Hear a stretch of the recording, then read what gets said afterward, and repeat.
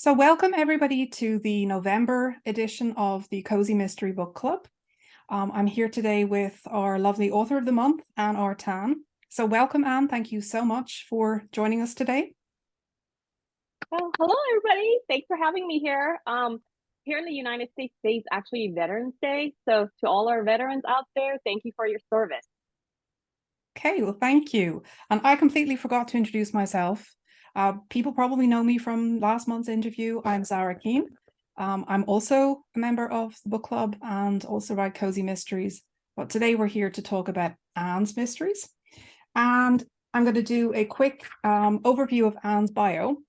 So she's the US Today bestselling author of the Rain of Sun mystery series and the Lucy Fong mysteries. And her humorous cozy mysteries feature Chinese American amateur sleuths dealing with love, family, and life while solving murders. I just love this. I absolutely adore this. I love that you have Chinese American amateur sleuths in your series because oftentimes when I'm looking for a new series, I'm always looking for something that's a little bit different, something that I don't already have on my shelves.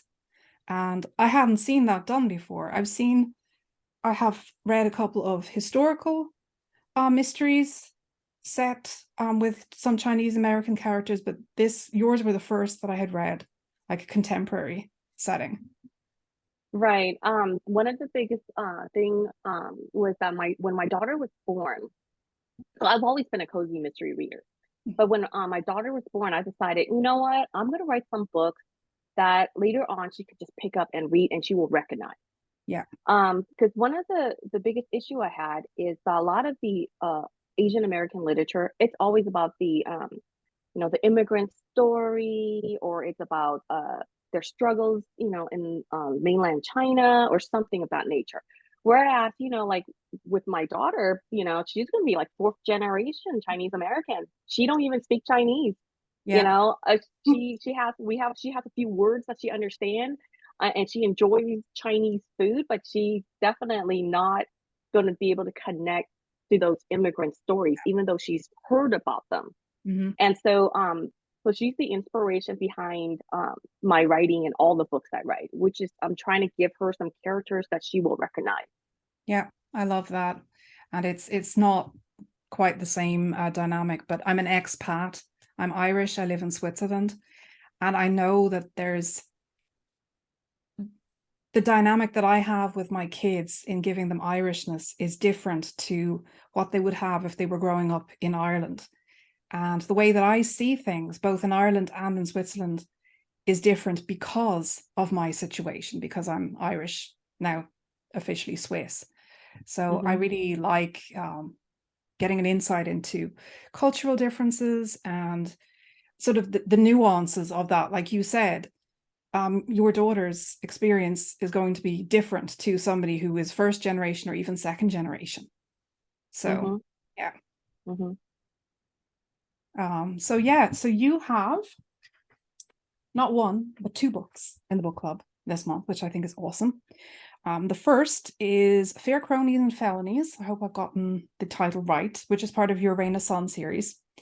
Can you tell us a little bit more about that story and the series in general? Because this is your first cozy mystery series, right? The Rain of Sun. So Mm-hmm. yeah, so how that all came together. So Reina, I got the idea for Reina, like I said, because of my daughter. Yeah. So I'm like thinking, at some point, and then at the time when she was born, she's also the first granddaughter. So I saw the dynamics between her and my mother. Mm-hmm. There was a lot of silliness involved. Of course, all grandmas know this. I didn't Yeah. know this because like my grandparents were gone by the time I was born, so I didn't really have a grandparent relationship. And then so with my daughter and my mother, I see that dynamic, Mm-hmm. the silliness and the just there's a different relationship between the two of them that excludes me. Yeah. Yeah. Jealous. It excludes me. And I always thought it'd be really nice to have that in a cozy series Yeah. because I haven't seen that. And so the Raina Sun series, it's always gonna be about Raina and her grandmother. Yeah. And then with her grandmother, she's in a combination of all the strong women I know in my life. And so like with Popo, when she was younger, she was very much, I'm gonna be a Chinese, you know, wife to this businessman. I'm gonna do this. She was very much, she pulled the line. She didn't do anything, outside the lines or anything like that. But then her husband died. And then she's like, life is too short. I'm not gonna do this anymore. And that's the start of the series. It's like Yeah. the grandmother character is going through that change, and Reina's, going through her things, and they kind of, align on the same path in the same town, and things start happening. Um, and then of course, there's no point in having a poor grandmother, so I made her really rich with Yeah. access to all kinds of resources. Yes. Because who wouldn't want a grandmother like that, right? And so in Fair Cronies, it's a book 10 in my series. By this time, they're established in this new town, and they Popo lives in this like senior housing complex that's attached to a senior center. Hmm. And on site, she has an arch nemesis, which is Janice Pally, which was her before. So this is like her before, the person that follows the rules. Janice is now her arch nemesis, and now we have Popo, these two characters, and they live in the same community, and they're always at it, right? Hmm. And then so in book 10, Reina got the job as the director of the senior center. So she's starting a new job with these two grandmother Hmm. figures, at it, each other's throat. And so the scene, of course, is her. She was there and she was just talking to the biggest donor of the senior center, just chit-chatting. And then the two grandmothers came into the room, and they're at it. You're not gonna do this, you're not gonna tell me to do that, that kind of stuff. And then she's like, oh my God.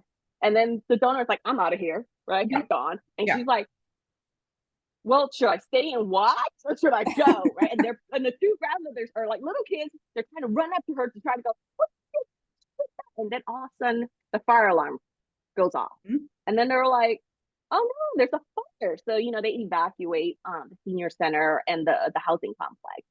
And then, the cops came and all that stuff. And it wasn't until like literally the smoke was clear that they realized that the victim is actually the donor. And that's how the story Oh, starts off. Yeah. I love it. That's I brilliant. hate I hate to kill good people, but once in a while you Yeah. have to do it. Yeah, I know, I know. I understand. I even had a book where I kept a character perhaps for a little too long because I love to hate her, but then she really had to die. And there was just no other way. She had to die. So speaking of killing people off, before we hit record, we were talking about how other people must think we're completely crazy because we come across scenarios and we're like, oh, I could, find a dead body here, or this would be a great way to kill somebody. I mean, how does your family react to this? My family loves this. They get in on the act, like helping me plot murders for the next 10 books or so. Yeah, most of my kids actually, and they're like 11 and 8, and it's really funny because when they were young, we do a lot of storytelling Mhm. we did the whole round robin where I go, once upon a time, blah blah blah happened, and then the next person picks it up and they'll say like a couple sentences, and then the next person, around and around we go. And it's funny because like my son, he like when he was younger, the dragon shows up or a creature shows up, and then my daughter's like, oh yeah, so they're used to that. So when I do my coach history and I'm like, oh, what if something would happen here? And then they'll actually give me a lot of plot ideas to Yeah, help me go on that. And it's really nice. It's nice to have that support at home. yeah. And do you think either of them will become writers later on, or do they enjoy writing stories for fun at the moment? They do enjoy writing stories for fun. Yeah. So like right now my son does these little booklets, where it's Mhm. like 10 frame, I guess, and he'll write stories in there. And then my daughter, she'll make up stuff as well. And she gets good grades. And then, little, Yeah. how it is. Yeah. All most writers start out that way, where we really Yes. like making up stories as little kids.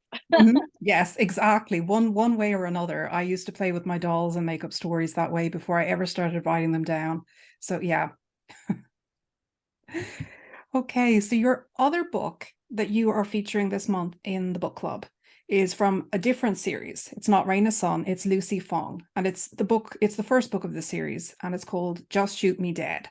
And Mm-hmm. I absolutely loved your description of her as she sort of seems to she falls into becoming a private investigator. Like she's an amateur PI basically. And I did laugh at this because I also have a series where I have a character who sort of becomes an accidental PI. But I would love to know more about how you came up with the idea for Lucy's series, and how she gets her start. Mm. You know, I'm one of the rare cozy authors that have a family tree for my books because all the series interconnect, Mm-hmm. all of them, even the new one that I'm working on. So Lucy Fong is basically the grandmother's character in Raina's son's kind of like I would say foster grandma. Okay. Basically, she's Po Po is friends with Lucy's uncle. Mm-hmm. And Lucy is a runaway teen. So when she was a teenager, she got into this thing with her mom and she ran away from home. And she showed up in her uncle's doorstep, this uncle that she never really met before. And he took her in, so that's the Chinese half of her family. So her family in the town is the Caucasian half. So she's a half Chinese, half Caucasian. And so when she showed up on her doorstep, her uncle was like, well, what am I gonna do with this teenage girl? So he calls, Po Po, and then so she basically took her under her wing. And so Lucy grew up in San Francisco being surrounded by Raina's family. Okay. And so the story starts with she's living her life, she's doing great, she's in her mid 30s, she's doing whatever she does, right? And then the story opens with her on a blind date with Mm-hmm. Popo. Mm-hmm. Chinese people, they love to get everybody like together and married and all that stuff. Mm-hmm. So Popo goes, "You're gonna have dinner with me." Lucy shows up. Oh no, it's not just me. It's Popo, her blind date, which is a doctor, a nice Chinese boy, right? Okay. And then the boy's mother. Oh boy. Okay. And you gotta understand Oh, these two are like in their no mid pressure 30s. whatsoever. Yeah. Yeah. So they're there, four of them sitting around a table, enjoying food or whatever, right? And then all of a sudden she gets this phone call. And then of course when she got the phone call, all of us have our different ringtone. She knew Mm-hmm. that ringtone. It's from her Mm-hmm. mother. The Oh, mother that she haven't spoken to, in over a decade. And all of a sudden, she was eating with her chopsticks. That dumpling just went flying across the table, and it lands on the doctor's glass, and she's watching it just slide down the glass, leaving a oh. trail of grease stains. And she's like thinking, "Oh wow, can my night get any worse?" Mm-hmm. Right? Mm-hmm. And then it turns out it did. That phone call was from her cousin Stella, that her mom was shot in the PI office. Her mom is a professional PI, and her Okay. grandfather is a professional PI. They have this business in their family for many years, Fate Investigations. And so she's like, "You got to come back." And so Lucy did. She Yeah. packed up and she left. And she's like, I'm just going to go there, get my mom back up onto her feet and come home. Mm-hmm. Just And of course, temporarily, like. right. That never happens in cozy mysteries. So just now she's there, and in that story, when she got to town, it was like trying to figure out like why her mom was shot, trying to find her sister because her sister's missing, Mm-hmm. and then when she went in to look for her sister, she finds a dead body in her sister's apartment, and then Okay. and that starts Yeah. that starts the whole mystery. Yeah. Yeah. That's brilliant. I love that. I mean, I've been on some bad dates, but nothing that involved, the other person's mother and flying dumplings or anything that exciting. Hmm. So, in addition to Lucy and Reina, are you working on anything else? What do you have coming up next in your cozy worlds? Actually, I am working on a new series. Okay. Uh, So theater has been on my mind for several years now. As all authors know, we have tons of Oh characters in yeah. our head, and she's always been like, "Write my book," and I'm like, "No, I can't." Now I finally decided, you know what? I'm gonna write her book. Yeah. just because she got to come out. And so with Cedar Woods, um, she is a Chinese orphan Hmm. adopted into the Woods family. Okay.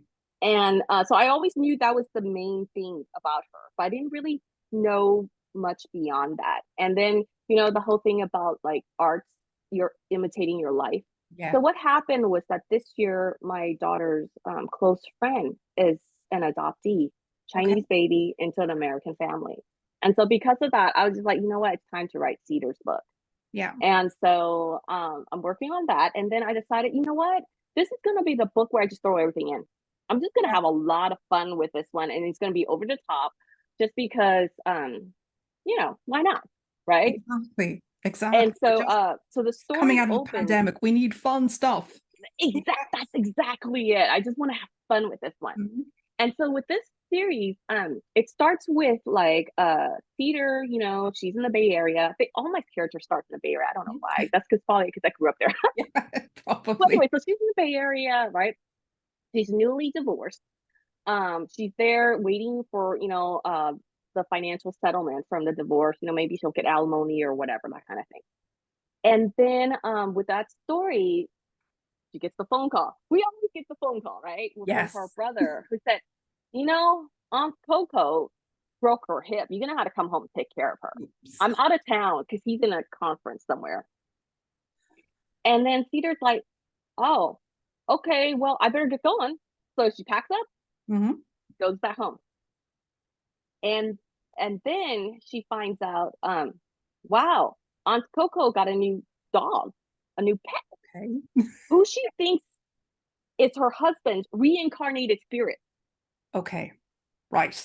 Hmm. Right. Hmm. So the family dynamic is very interesting. Aunt Coco is actually married into the family. So she's Chinese and she's married into the family. So that's why she will believe in this reincarnation and all that Hmm. kind of stuff.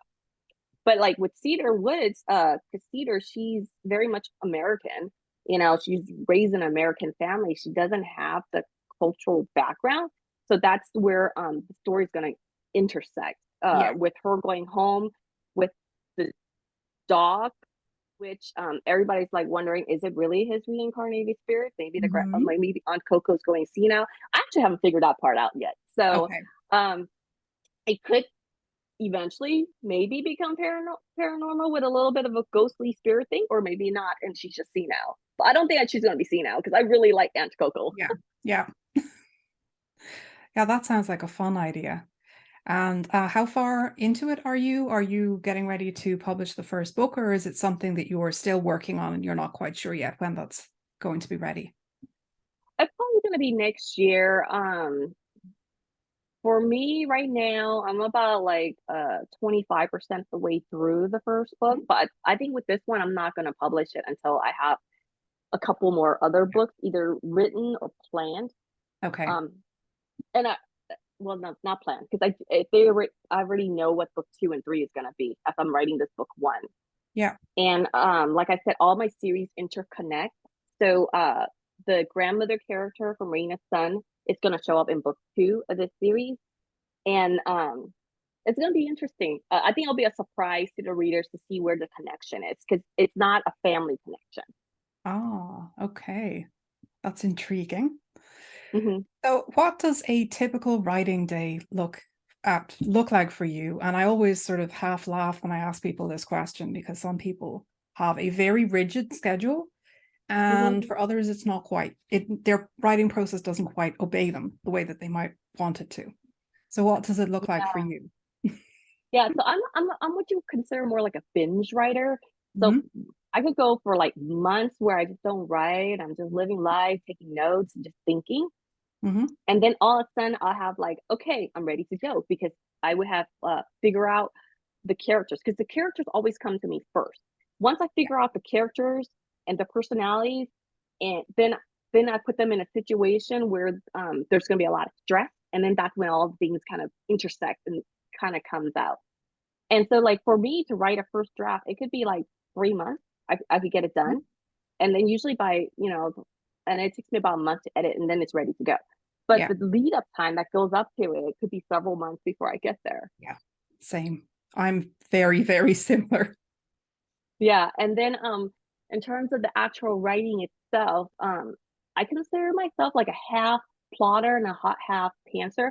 So what that means is I could write like a few scenes ahead. I'll know what's happening for a few scenes ahead, and I'll know my characters. So then I'll just write, and I'll be like, oh, I'm kind of stop here. Let me think about this.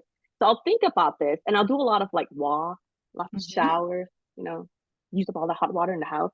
So you could like brainstorm on this, right? And then I'll go back and I'll write, and I'll stop and be like, okay, now what's going on? And so I have to do that. That's my process. And I decided, that's just the way it is.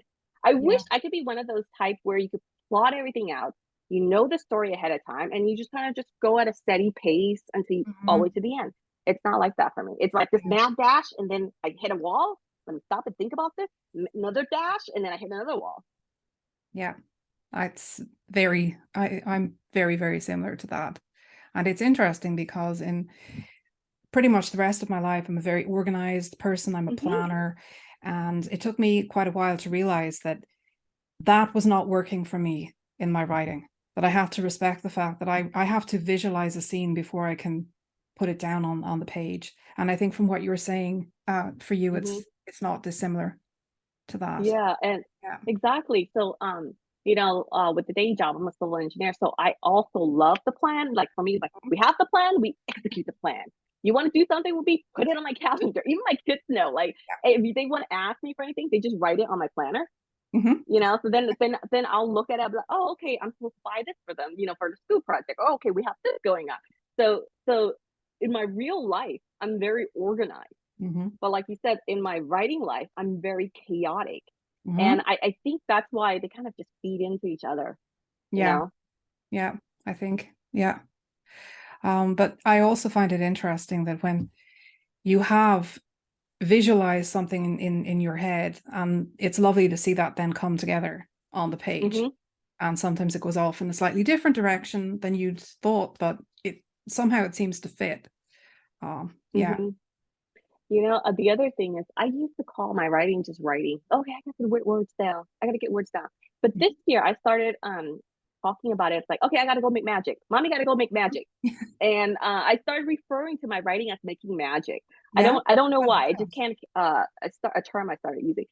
And the funny thing is, once I started referring to my writing as making magic, writing is really fun again. Like I'm getting that excitement I got, you know, 11 years ago when I Mhm. decided to become a professional writer, where you just can't wait to spend time with these characters and put these scenes together. I mean, I think I really miss that, and really new writers get that rush, Yeah. whereas veteran writers, they don't quite get the same Hmm. rush. Yeah.